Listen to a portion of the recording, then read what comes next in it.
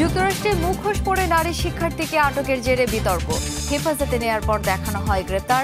ট্রাম্পের বিরুদ্ধে ফ্যাসিবাদী আচরণের অভিযোগ। এবার আমদানিকৃত গাড়ি ও যন্ত্রাংশের উপর 25% শুল্ক আরোপ ট্রাম্পের। ক্ষুব্ধ কানাডা, জাপান সহ রপ্তানিকারকরা। বিশ্ব বাণিজ্য সংস্থায় অভিযোগ দেবে ব্রাজিল। বেলারুশের সীমান্তবর্তী এলাকা থেকে 4 মার্কিন সেনার নিখোঁজের ঘটনায় চাঞ্চল্য। 48 ঘণ্টায়ও হদিস না পাওয়ায় মৃত্যু ঘোষণা ন্যাটোর। মানতে নারাজ লিথুয়ানিয়া।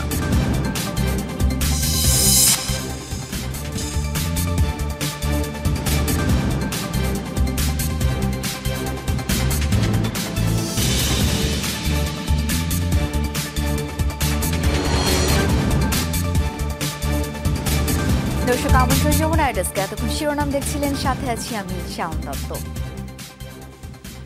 যুক্তরাষ্ট্রের নাটকীয় কায়দায় এক শিক্ষার্থীকে হেফাজতে নিল নিরাপত্তা বাহিনী। অপরাধ, গাজায় ইসরায়েলি বর্বরতার বিরুদ্ধে সোচ্চার অবস্থান। রুমেসা ওজতুর্ক নামের তুর্কি এই শিক্ষার্থীকে প্রথমে তুলে নেওয়া হয়, পরে দেখানো হয় গ্রেপ্তার। একই সাথে টাফটস বিশ্ববিদ্যালয়ের এই শিক্ষার্থীর ভিসাও বাতিল করা হয়েছে। এই ঘটনায় ছড়িয়েছে ক্ষোভ। অনেকেই ট্রাম্পের এই আচরণকে ফ্যাসিবাদী কার্যক্রম আখ্যা দিচ্ছেন। বন্ধুদের সাথে ইফতার করতে গেল মঙ্গলবার সামারভিলের বাসা থেকে বের হন রুমেসা ওজতুর্ক। হঠাৎই তাকে ঘিরে ধরেন কয়েকজন, প্রত্যেকে ছিলেন মুখোশ পরিহিত। সিসি ক্যামেরায় দেখা যায় একজনই শিক্ষার্থীর হিজাব খোলার চেষ্টা করেন। এক পর্যায়ে হাত পিঠের পেছনে নিয়ে পরানো হয় হ্যান্ডকাফ। আশপাশ থেকে আসেন আরও কয়েকজন। এরপর ওই শিক্ষার্থীকে তোলা হয় গাড়িতে। পরে জানানো হয় হোমল্যান্ড সিকিউরিটি বিভাগের কর্মকর্তারা তাকে গ্রেফতার করেছেন। আটক হওয়া রুমেসা ওজতুর্ক টাফটস ইউনিভার্সিটির পিএইচডি শিক্ষার্থী। গাজায় চলমান ইসরায়েলি তাণ্ডবের প্রতিবাদে ফিলিস্তিনিদের পক্ষে সোচ্চার হওয়ার কারণে তার বিরুদ্ধে এ শাস্তিমূলক পদক্ষেপ। এই ঘটনার প্রতিবাদে ফুঁসে উঠেছেন যুক্তরাষ্ট্রের বিভিন্ন শ্রেণী পেশার মানুষ। সাদা পোশাকে শিক্ষার্থীকে তুলে নেয়ার ঘটনাকে ফ্যাসিস্ট আচরণ আখ্যা দেওয়া হচ্ছে। দাবি রুমেসার দ্রুত মুক্তি। এরই মধ্যে পিটিশন দাখিল করা হয়েছে আদালতে। ইসরায়েলকে ভালোবাসি, কিন্তু শান্তির পক্ষে। এভাবে সরকারি বাহিনীর সদস্যরা কাউকে তুলে নিতে পারে না। সেই প্রতিবাদ জানাতেই আন্দোলনে এসেছি। ট্রাম্প যা করছেন তাতে আমরা উদ্বিগ্ন। দিনের পর দিন তিনি বাড়াবাড়ি করেই চলেছেন। ফিলিস্তিনিদের পক্ষে সোচ্চার হওয়ায় ট্রাম্পের মেয়াদে বোস্টন থেকেই প্রথমবার কোনো অভিবাসী শিক্ষার্থীকে গ্রেফতার করা হলো। বাতিল করা হয়েছে রুমেসার ভিসা। উচ্চশিক্ষার জন্য বিভিন্ন দেশ থেকে সন্তানদের যুক্তরাষ্ট্রে পাঠান অভিভাবকরা। কিন্তু যে পরিস্থিতি দাঁড়িয়েছে তাতে সবাই উদ্বিগ্ন, কারণ যে কারোর সাথেই হতে পারে এই আচরণ। এর আগে ফিলিস্তিনি বংশোদ্ভূত মার্কিন শিক্ষার্থী মাহমুদ খলিলকে গ্রেফতার করে ট্রাম্প প্রশাসন। তা নিয়েও যুক্তরাষ্ট্রে হয় তোলপাড়। মীর মুশফিকা হাসান, যমুনা নিউজ। গাজায় চলমান ইসরায়েলি আগ্রাসনে আরও 40 জন নিহত হয়েছেন। এই নিয়ে অবরুদ্ধ উপত্যকাটিতে প্রাণহানির সংখ্যা 50,200 ছাড়িয়েছে। গাজা কর্তৃপক্ষ জানায়, বুধবার রাতভর ইসরায়েলি বিমান থেকে হামলা চালানো হয় শরণার্থী শিবিরগুলো লক্ষ্য করে। এর পাশাপাশি গাজার বিভিন্ন অস্থায়ী স্বাস্থ্যকেন্দ্র লক্ষ্য করেও চালানো হয় হামলা। যুদ্ধবিরতি ভেঙে গেল 18 মার্চ থেকে গাজায় নতুন করে তাণ্ডব শুরু করে ইসরায়েলি বাহিনী, যাতে এখন পর্যন্ত 830 ফিলিস্তিনি নিহত হয়েছেন, আহত হয়েছেন 1800 বেশি।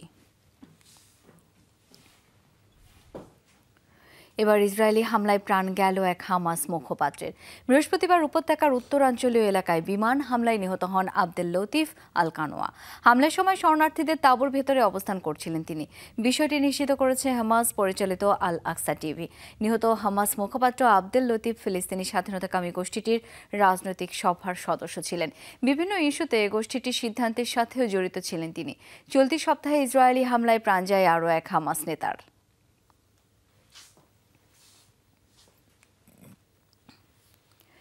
এবার হামাসের বিরুদ্ধে বিক্ষোভ হয়েছে গাজায়। ইসরায়েলের সাথে যুদ্ধ শুরুর পর প্রথমবার ফিলিস্তিনের স্বাধীনতাকামী সংগঠনটির বিরুদ্ধে ক্ষোভ জানালেন উপত্যকাবাসী। প্রশ্ন ছুড়েছেন, ক্ষমতা থেকে হামাস সরে গেলে যদি যুদ্ধ বন্ধ হবে, তবে কেন এখনও গদি ছাড়ছে না গোষ্ঠীটি? যদিও ফিলিস্তিনিদের এই বিক্ষোভ নিয়ে কোনো প্রতিক্রিয়া জানায়নি হামাস।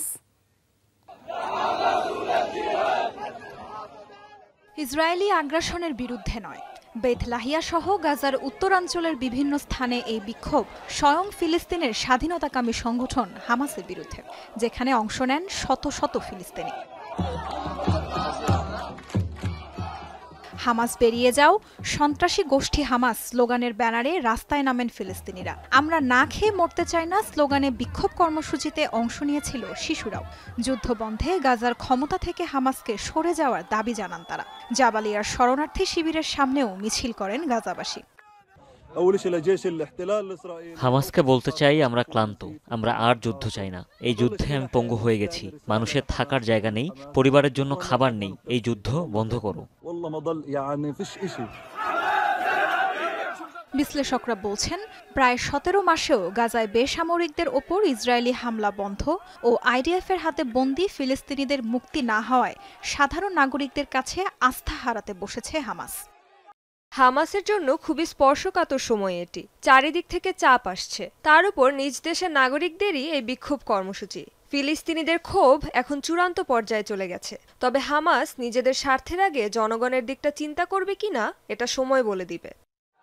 সিভিল পোশাক পরে লাঠিচার্জ করে বিক্ষোভকারীদের ছত্রভঙ্গের অভিযোগও উঠেছে হামাসের বিরুদ্ধে। ফিলিস্তিনিদের নজিরবিহীন বিক্ষোভে প্রতিক্রিয়া জানাতেও অস্বীকৃতি জানিয়েছে গোষ্ঠীটি।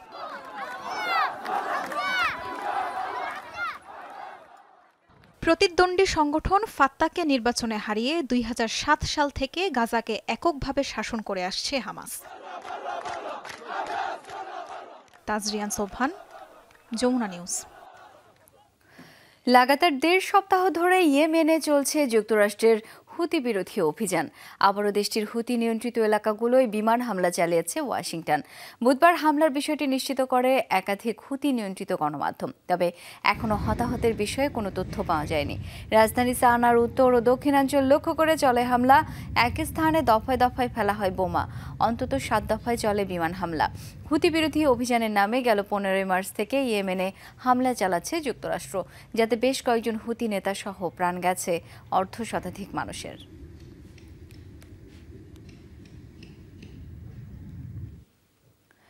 এবার আমদানিকৃত গাড়ি এবং যন্ত্রাংশের উপর 25% শুল্ক আরোপ করতে যাচ্ছেন ডোনাল্ড ট্রাম্প। এপ্রিলের 2 তারিখ থেকে কার্যকর হবে এই সিদ্ধান্ত। এতে রপ্তানিকারক দেশগুলো তোপের মুখে পড়েছেন মার্কিন প্রেসিডেন্ট। বিশ্লেষকদের অভিমত, নিজের পায়ে নিজেই কুড়াল মারছেন ট্রাম্প।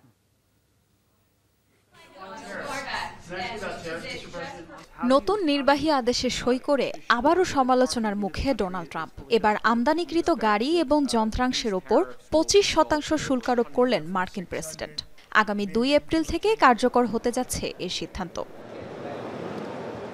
এতে ক্ষুব্ধ কানাডা, জাপান, দক্ষিণ কোরিয়া সহ যুক্তরাষ্ট্রের শীর্ষস্থানীয় রফতানিকারক দেশগুলো। অটোমোবাইল শিল্পে শুল্কারোপ কানাডার উপর সরাসরি আক্রমণ, জানিয়েছেন দেশটির নতুন প্রধানমন্ত্রী। যুক্তরাষ্ট্রকে কঠোর জবাব দেওয়ার হুঁশিয়ারি দিলেন অন্টারিও প্রিমিয়ার।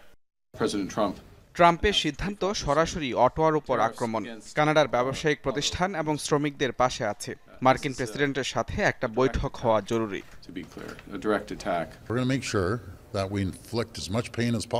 নিশ্চিত করে বলতে পারি মার্কিনীদের উপর সীমাহীন চাপ তৈরি করবে, যেমনটা ট্রাম্প কানাডীয়দের উপর করেছেন। সর্বোচ্চ শক্তি দিয়ে এই দুর্যোগ মোকাবেলা করব। 25% শুল্কারোপের ঘোষণায় এরই মাঝে কমে গেছে জাপানিজ অটোমোবাইল কোম্পানির শেয়ার। দেশটির অর্থ মন্ত্রণালয়ের তথ্য বলছে 2024 সালে জাপান থেকে যুক্তরাষ্ট্রে রফতানিকৃত পণ্যের 28.3% ছিল গাড়ি। যুক্তরাষ্ট্রে বিনিয়োগকারী দেশগুলোর মধ্যে জাপান শীর্ষে। সেই বিবেচনায় সব দেশকে এক কাতারে ফেলাটা কি ঠিক? তবে আমরা অটো শুল্ক আরোপ ইস্যুতে যুক্তরাষ্ট্রের সাথে আলোচনায় প্রস্তুত। মর্জি মোতাবেক বিভিন্ন দেশে শুল্ক আরোপ করে ট্রাম্প মুক্ত বাণিজ্যে বাধার সৃষ্টি করছেন। সেই ক্ষোভ ঝাড়লেন ব্রাজিলের প্রেসিডেন্ট। এই সিদ্ধান্তে ট্রাম্প নিজেই বিপদে পড়বেন, দেন সেই সতর্কতা। এই সিদ্ধান্তের কারণে যুক্তরাষ্ট্রেই সব পণ্যের দাম বেড়ে যাবে, হবে চরম মুদ্রাস্ফীতি। ডোনাল্ড ট্রাম্পের বিরুদ্ধে বিশ্ব বাণিজ্য সংস্থায় অভিযোগ দায়ের করব। সেই সাথে সব মার্কিন পণ্যেও পাল্টা শুল্ক আরোপ করব। অটোমোবাইল শিল্পে শুল্কারোপের সিদ্ধান্ত বাস্তবায়নের ফলে দেশীয় উৎপাদনের পাশাপাশি যুক্তরাষ্ট্রে কর্মসংস্থান ও বিনিয়োগ বাড়বে, দাবি মার্কিন প্রেসিডেন্টের। কিন্তু বিশেষজ্ঞদের মতে আমদানি করা গাড়ির ওপর বর্ধিত শুল্কারোপের ফলে দেশটিতে উল্লেখযোগ্য হারে কমে যেতে পারে গাড়ির উৎপাদন, উল্টো বাড়তে পারে মূল্য। সরকারি তথ্য অনুযায়ী গেল বছর আনুমানিক ৮০ লাখ গাড়ি আমদানি হয়েছে যুক্তরাষ্ট্রে, যার বাজার মূল্য $240 বিলিয়ন মতো। তাজরিয়ান সোবহান, যমুনা নিউজ। চীনের উপর আরোপিত শুল্ক কিছুটা কমানো হতে পারে বলে জানিয়েছেন মার্কিন প্রেসিডেন্ট ডোনাল্ড ট্রাম্প, কিন্তু এর আগে শর্ত অনুযায়ী যুক্তরাষ্ট্রের কোনো কোম্পানির কাছে টিকটকের মালিকানা হস্তান্তর করতে হবে বেইজিংকে। বুধবার ওভাল অফিসে সাংবাদিকদের দেয়া সাক্ষাৎকারে ট্রাম্প বলেন, ট্যারিফ অথবা টিকটকের মালিকানা হস্তান্তর যে কোনো একটি পথ বেছে নিতে হবে চীনকে, কেননা ট্যারিফের কারণে ক্ষতির পরিমাণ বেশি। তিনি আরও বলেন, চুক্তিতে সম্মত হলে চীনের উপর শুল্ক কিছুটা কমানো হবে।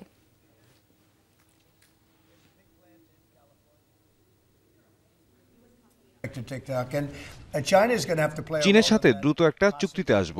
আমার মনে হয় যুক্তরাষ্ট্রে টিকটকের মালিকানা হস্তান্তরের সিদ্ধান্তই নেবে চীন, কেননা ট্যারিফে তাদের ক্ষতির পরিমাণ বেশি। চুক্তি সম্পন্ন হলে চীনের উপর আরোপিত শুল্ক কিছুটা কমানো হতে পারে।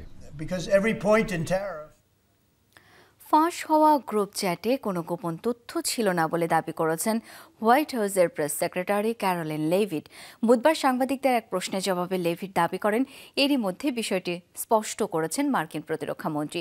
এছাড়াও গ্রুপ চ্যাটে ভুলবশত যুক্ত হওয়া সাংবাদিক জেফ্রি গোল্ডবার্গকে ট্রাম্প বিরোধী আখ্যা দেন তিনি।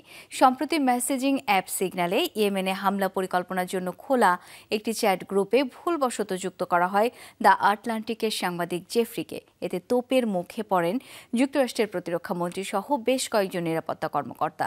ট্রাম্পের নিরাপত্তা উপদেষ্টা মাইক ওয়ালস এরই মধ্যে এই ঘটনায় দায় স্বীকার করেছেন।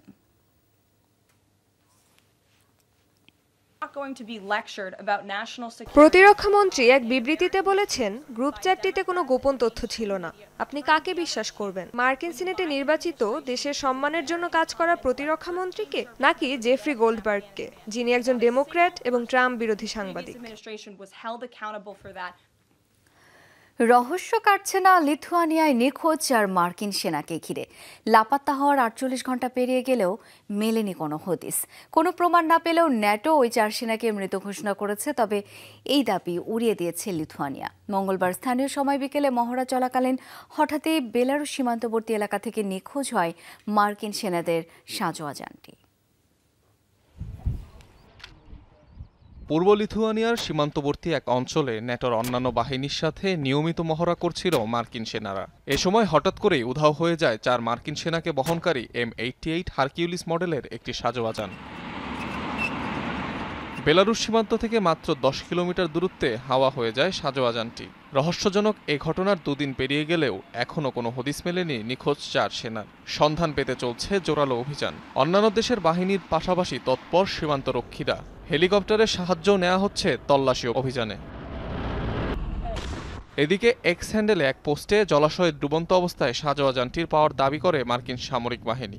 সেটির ভিত্তিতেই কিনা তা না জানালেও ন্যাটো মহাসচিব বলছেন, মারা গেছেন ওই 4 মার্কিন সেনা। যুক্তরাষ্ট্রের 4 নিখোঁজ সেনার খবর পেয়েছি। তারা লিথুয়ানিয়ার একটি ঘটনায় মারা গেছেন। এটা প্রাথমিক খবর, এখনো বিস্তারিত বলা যাচ্ছে না। অবশ্যই এই ঘটনা দুঃখজনক। নিহতদের পরিবারের প্রতি সমবেদনা জানাচ্ছি। কিন্তু লিথুয়ানিয়ার সামরিক বাহিনীর দাবিকে ঘিরে ভিন্ন দিকে মন নেয় পরিস্থিতি। দেশটির দাবি, নিখোঁজ 4 মার্কিন সেনার মৃত্যুর কোনো সুনিশ্চিত প্রমাণ মেলেনি। এই মুহূর্তে খুবই জটিল একটি উদ্ধার অভিযান চলছে। অবশ্যই কিছুটা সময় লাগবে। আমরা আরও একবার বলতে চাই, তাদের মৃত্যুর বিষয়ে এখনো নিশ্চিত হওয়া যাচ্ছে না। আমরা কোনো মরদেহ পাইনি, তাই তাদের মৃত বলাটা এখন ভুল হবে। এমন পরিস্থিতিতে মার্কিন সেনাদের অবস্থা নিয়ে দেখা দিয়েছে ধোঁয়াশা। ন্যাটো এবং ইউরোপীয় ইউনিয়নের গুরুত্বপূর্ণ দেশ লিথুয়ানিয়া। বর্তমানে বাল্টিক দেশটিতে 1000-এরও বেশি মার্কিন সেনা মোতায়েন রয়েছে।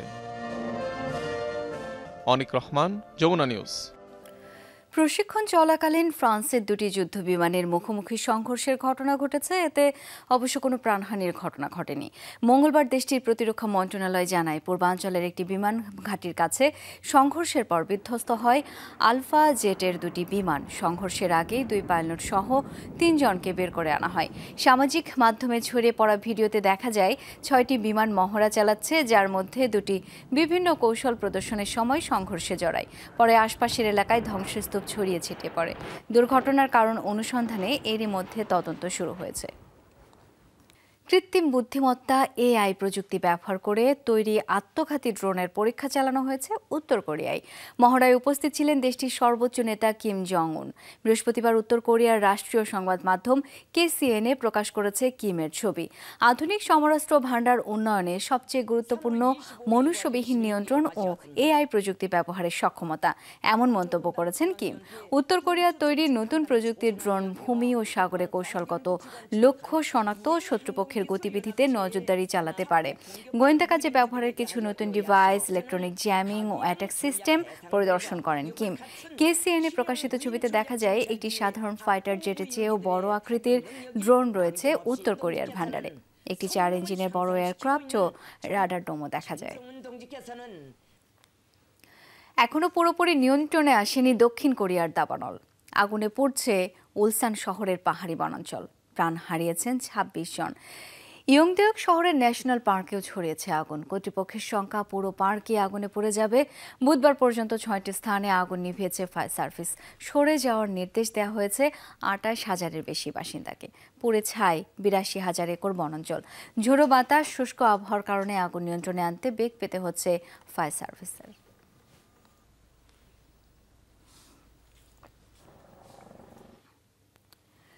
পবিত্র লাইলাতুল কদরের সন্ধানে নামাজ আদায়ে 26 রমজান দিবাগত রাতে মুসল্লিদের ঢল নামে মক্কার গ্র্যান্ড মসজিদে। রাতভর নফল ইবাদতে মশগুল ছিলেন তারা।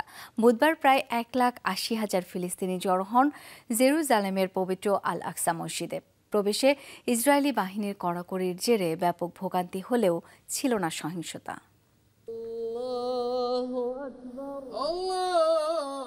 রমজানের শেষ দশকে বিশেষ এ সময়ের কোনো এক বেজোট রাত্রিতেই রয়েছে মহিমান্বিত রজনী লাইলাতুল কদর। এরই সন্ধানে মক্কার গ্র্যান্ড মসজিদে ইবাদত বন্দেগিতে উপস্থিত হন লাখো মানুষ। ক্ষমা প্রার্থনা, আল্লাহর সন্তুষ্টি আদায় ও মুসলিম উম্মার শান্তি কামনায় দোয়া করেন মুসল্লিরা। বেলা হওয়ার পর থেকেই পবিত্র মসজিদ প্রাঙ্গণে জড়ো হতে থাকে ফিলিস্তিনিরা। পশ্চিম তীরের বিভিন্ন এলাকা সহ দূর দূরান্ত থেকে আসেন মুসল্লিরা। তবে ইসরায়েলি বাহিনীর হেনস্থা থেকে রেহাই মেলেনি এবারও। মসজিদে প্রবেশের আগে একের পর এক চেকপয়েন্ট মোতায়েন করা হয় নিরাপত্তা বাহিনীর বিপুল সংখ্যক সদস্য।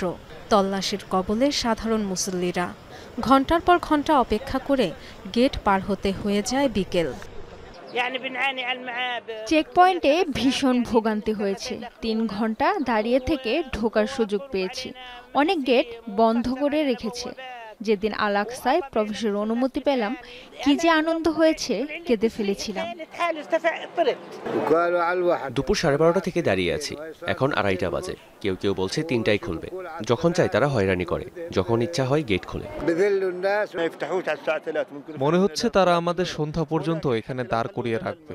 তবে সন্ধ্যা হোক বা রাত পর্যন্তই হোক, যতক্ষণ পর্যন্ত নামাজ আদায়ে ভেতরে যেতে না পারছি, এখানে দাঁড়িয়ে থাকবো। অবশেষে প্রিয় মসজিদে প্রবেশ, তারাবিহ সহ সারা রাত ইবাদত বন্দেগি, মহান আল্লাহর কাছে নিজেকে সমর্পণ, মুসলিম উম্মার শান্তি কামনা, গাজাবাসীর মুক্তি চেয়ে বিশেষ দোয়া। আবেগ আপ্লুত মুসল্লিরা। আল আকসা মসজিদ দেখভালের দায়িত্বে থাকা ইসলামিক ট্রাস্টের তথ্য অনুযায়ী বুধবার রাতে সেখানে নামাজ আদায় করেছে প্রায় 1,80,000 মানুষ। প্রতিবারের মতো চলতি রমজানের আগেও পবিত্র আল আকসায় প্রবেশে কড়াকড়ি আরোপ করে ইসরায়েলিরা। বিশাল এই মসজিদে প্রায় 3 লাখ মানুষের নামাজের ব্যবস্থা রয়েছে। Dorothy Tasrin, Jamuna news. মুসলিম স্থাপত্য শৈলীর এক অনন্য নিদর্শন মিশরের আল আজহার জামে মসজিদ। ঐতিহাসিকভাবে ইসলাম শিক্ষা ও প্রচারের অন্যতম কেন্দ্রবিন্দু এটি। ফাতেমীয় খেলাফতের আমলে তৈরি মসজিদটি মিশরের 1000 বছরের উত্থান পতনের সাক্ষী হয়ে এখনও টিকে আছে। প্রতি বছর নিজ চোখে মসজিদটি দেখতে ভিড় করে অসংখ্য পর্যটক। মহানবী হজরত মোহাম্মদ সাল্লাল্লাহু আলাইহি আসসালামের আদরের কন্যা ফাতেমা রাদিয়াল্লাহু তাআলা আনহুকে সম্মান করে মানুষ আল জাহারা নামে ডাকত, যার অর্থ উজ্জ্বল নক্ষত্র। মনোমুগ্ধকর সাদা মার্বেল পাথরে তৈরি মসজিদটি যেন নক্ষত্রের মতোই উজ্জ্বল। সেখান থেকেই আল আজহার নামের উৎপত্তি। হাজার মিনারের শহর কায়রোর প্রথম মসজিদ আল আজহার। 970 থেকে 972 সালে মিশরের রাজধানী কায়রোতে এটির নির্মাণ কাজ শুরু করেন ফাতেমীয় খিলাফতের সেনাপতি জাওহার আল সিকিলি। এরপর মসজিদটির স্থাপত্য শৈলীতে বিভিন্ন মুসলিম শাসক নিজ নিজ আমলের ছাপ রেখে যান। প্রাচীন মিশর থেকে শুরু করে গ্রিক, রোমান আর বিভিন্ন ইসলামিক সভ্যতার কারুকাজ ব্যবহার করা হয়েছে আল আজহার মসজিদের স্থাপত্যে।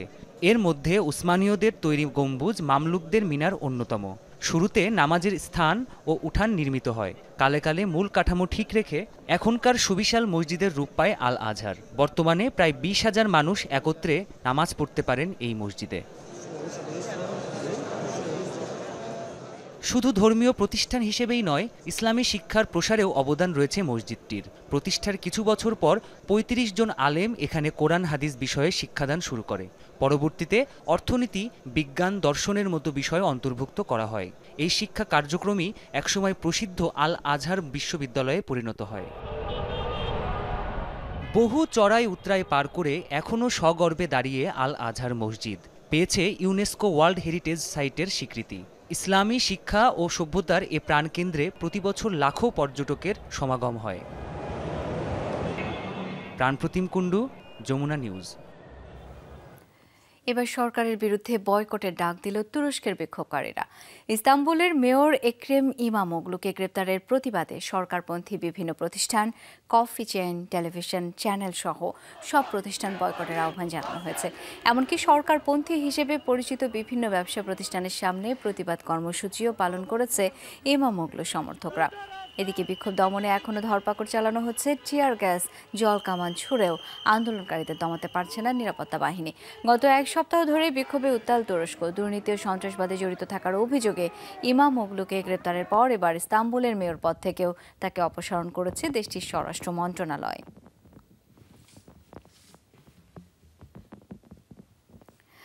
মার্কিন অঙ্গরাজ্য ভার্জিনিয়ায় মেরিন প্রশিক্ষণ কেন্দ্র পরিদর্শনে গিয়ে অস্ত্র পরিচালনা করলেন যুক্তরাষ্ট্রের ভাইস প্রেসিডেন্ট জেডি ভ্যান্স। বুধবার সদল বলে বেসামরিক প্রশিক্ষণ কেন্দ্রটি পরিদর্শনে যান তিনি। এ সময় M27, M107 এবং M240B মডেলের বিভিন্ন রাইফেল, স্নাইপার এবং মেশিন গানে নিজের দক্ষতা যাচাই করেন মার্কিন ভাইস প্রেসিডেন্ট। গোলা ছোড়েন হোয়াইটজার থেকেও। এ সময় ড্রোন পরিচালনা নিয়ে বিভিন্ন পরামর্শ দিতে দেখা যায় জেডি ভ্যান্সকে।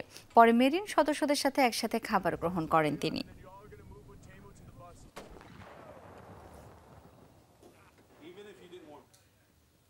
দর্শক, যমুনা আইডাসকে পর্যন্তই। ধন্যবাদ এতক্ষণ সাথে থাকার জন্য।